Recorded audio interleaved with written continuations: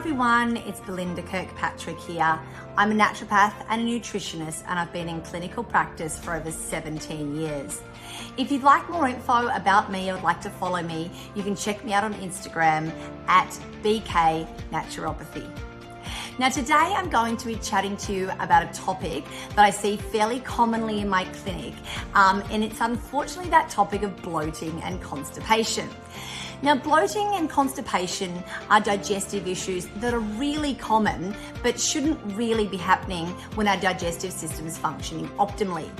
So what is bloating? Now, a lot of people get bloating mixed up with fluid retention, which is where, they feel a bit more fluidy around the tummy, or maybe they get it mixed up with increased weight gain around the tummy. But bloating is that hard, distended feeling that you get. Feels like trapped wind, like you might want to pass wind, or just things feel really tight and uncomfortable. Constipation, it's really interesting because everybody's got a different level of normal. We should be having at least one complete bowel movement a day.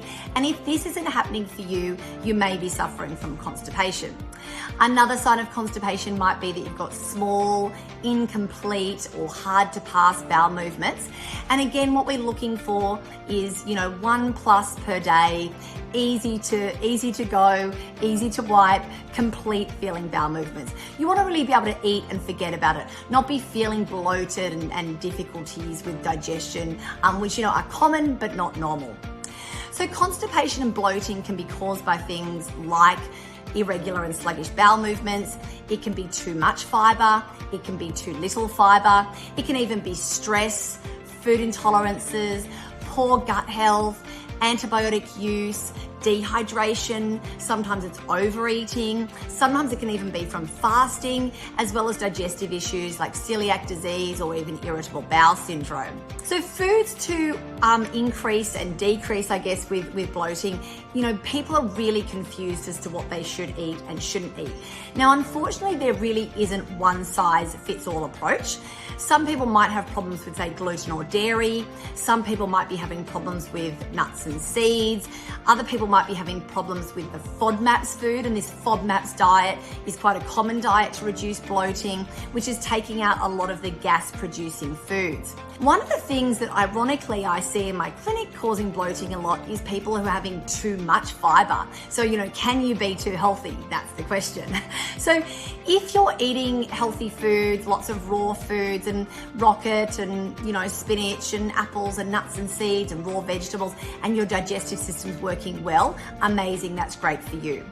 If it's not though, and you're eating pretty clean salads and things like that and you're still bloated, it might be that your digestive system actually needs you to increase your intake of warm foods or foods that are cooked. So, steamed vegetables, soups, stews, casseroles, roasted vegetables. So it doesn't have to be like purees, but things that are a little bit more broken down and cooked. And that's one of the things that I commonly see in my clinic. I often say to my clients, there's a reason that cows have 4 stomachs to digest grass, right? And that's because plant food's actually quite hard to break down. So if you are feeling really bloated, but you feel like you've got quite a healthy diet, try to stick to warm foods for at least a couple of days and see if that's kind of helpful, because quite often it is. If you're not sure about what food it is or what's going on for you, it can help to make a food diary and write down which foods. And you might find, oh gosh, it's dairy, what an inconvenient truth. Or, oh, it's when I have sugar. Or maybe it's when I eat too quickly or when I'm stressed. So make sure that you're looking at those factors as well, not just those particular foods. If you're looking for some tips, it's really important that you're drinking enough water, that you're making time to go to the toilet. Sometimes we can just push it aside, resist the urge, and that can make things worse. You can also try exercise. It's a great way to get your bowels moving. Your bowels are muscles, so we want to use it. Often I recommend a chia gel. Now, a chia gel is when you dissolve about 2 to 3 tablespoons of chia seeds in some diluted prune juice.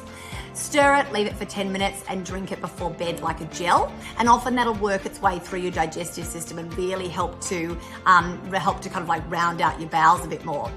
You can be looking at supplementing with probiotic powders, even adding some prunes or some psyllium husks as well. I love using the Happy Mammoth prebiotic collagen powder. It's really nice and nutritious for your gut health. It's got protein in there too, so that's great for hair, skin, nails, energy, mood. But the collagen actually acts like a natural glue for the gut lining. So it helps promote regularity, detoxification, and can really help with any of these bloating and digestive issues that you might have. It also contains some organic sprouted pea fiber powder, gosh, that was a bit of a mouthful, which is a plant-based source of insoluble fiber, and it helps to move bulk through the intestines and really helps with that digestive regularity and a healthy pH. The chicory root fiber that's in there is also amazing. So it's basically a prebiotic. So we've got the prebiotics, which are the food that helps the probiotics to survive. So it's really important that we don't just put more and more probiotics into our gut, but we've actually got these prebiotic foods that come from these particular types of starches and fibers like the chicory powder, because that's going to actually help the probiotics to live in your gut. So I'd absolutely recommend putting some of that in per day, and I hope that these tips really help you to get that digestive system under control. Thanks, guys.